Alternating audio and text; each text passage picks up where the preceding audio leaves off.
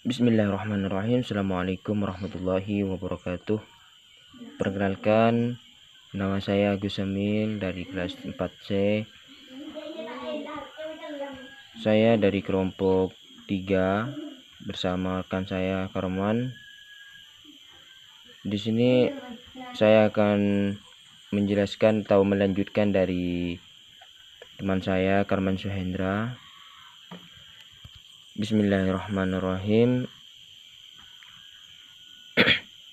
Jenis wakaf. Jenis wakaf di sini yang diwajibkan masa klasik sampai kontemporer di sini. Yang pertama, wakaf ahli khusus. Yang dimaksud dengan wakaf ahli khusus di sini, wakaf atau keluarga atau wakaf khusus, yaitu dengan wakaf ahli ialah wakaf yang ditunjukkan kepada orang atau tertentu seperti itu.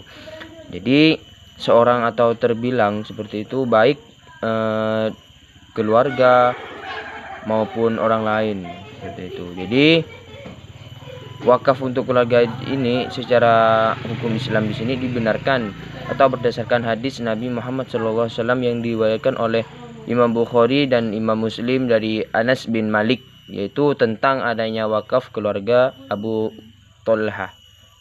Nah, jadi disinilah imam tersebut menyampaikan kepada kaum kerabatnya, yaitu di ujung hadis tersebut dinyatakan sebagai berikut. Yang pertama, terus mengatakan seperti ini: aku telah mendengar ucapanmu tentang hal tersebut. Saya akan memperdapat sebaiknya kamu memberikan kepada keluarga terdekat. Maka Abu Tailah membagikannya untuk para keluarga dan anak-anak pamannya seperti itu. Ini dalam perkataan dari imam tersebut.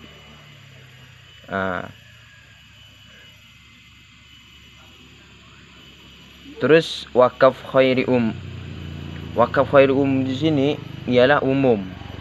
Yang mana wakaf khairi bisa dikatakan umum karena wakaf khairi ini adalah wakaf yang sejak semula ditunjukkan untuk kepentingan umum seperti itu.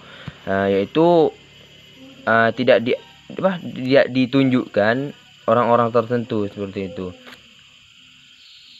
Jadi seperti wakaf yang pembangunan masjid, sekolah, jembatan dan lain-lain, itulah yang dimaksud dengan wakaf umum khairi seperti itu. Wakaf khairi umum itu artinya seperti itu. Jadi jenis atau lebih banyak manfaatnya di sini yaitu dibandingkan dengan jenis wakafnya wakaf ahlinya tersebut. Maka karena tidak terbatasnya pihak tersebut yang ingin mengambil manfaatnya, maka jenis wakaf ini adalah yang paling sesuai dengan tujuan pewakafan itu sendiri seperti itu.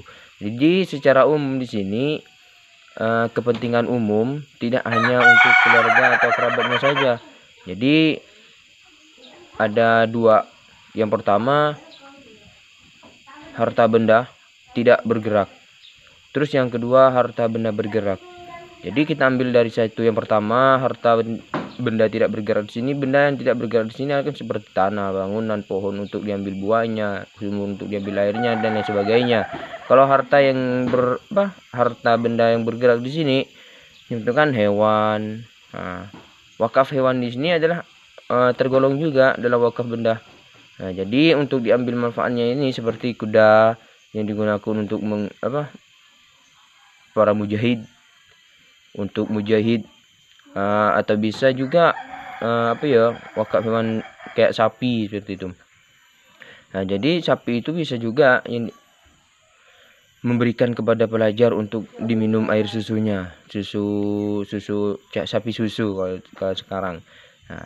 Yang B ini senjata seperti wakaf perlengkapan perang seperti itu. Terus yang C di sini buku. Wakaf buku memiliki manfaat secara terus-menerus, sebaiknya diserahkan kepada pengelola perpustakaan.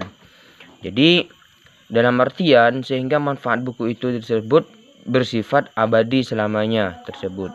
Yang pertama, mushaf.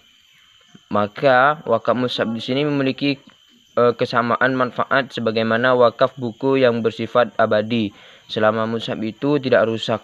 Nah, seperti itu. Terus uang, saham, dan surat berharga lainnya, itu contohnya. Nah, jadi di sini pendapat 4 mazhab tentang hukum wakaf. Yang pertama saya ambil dari mazhab Hanafi. Mazhab Imam Hanafi di sini, menurut pendapat Imam Hanafi di sini, harta yang telah diwakafkan menurut mazhab ini tetap berada pada milik wakif. Nah, wakif di sini yaitu tidak boleh ditarik lagi kembali ke si wakif, karena mazhab wakaf di sini adalah kembali ke Allah, maka tidak akan ditarik kembali seperti itu. Jadi harta itu tidak dipindah hak milik seperti itu. Ya, terus pandangan mazhab Maliki, kemudian bila dilihat pula definisi dari mazhab Maliki di sini, sebagaimana disebutkan sebelumnya, harta yang diwakafkan ialah menurut Malikiyah seperti itu, yaitu tetap menjadi milik si wakif. Itu pendapat dari Imam Maliki.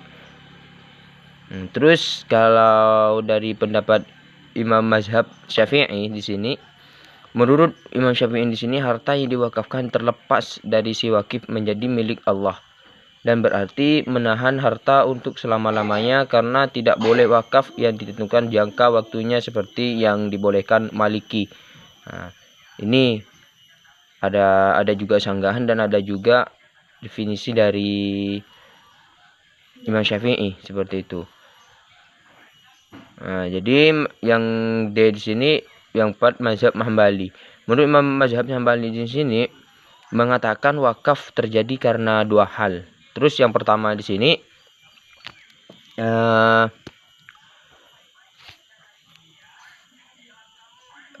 yang pertama di sini karena kebiasaan perbuatan selama hidupnya, dapat dikatakan mewakafkan hartanya seperti itu.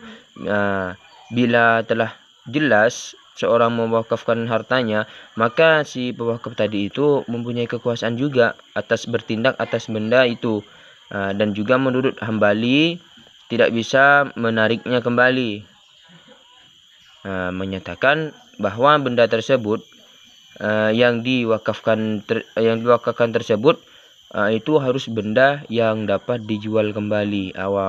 Walaupun setelah jadi wakaf tidak boleh dijual, dan harus benda yang kekal zatnya, karena wakaf itu bukan untuk waktu tertentu, tapi untuk selama-lamanya seperti itu. Jadi dari saya cuman ini yang bisa disampaikan. Apabila ada kata-kata yang benar itu datangnya dari Allah, ada kata-kata yang salah itu datangnya dari saya. Kami akhiri. Assalamualaikum warahmatullahi wabarakatuh.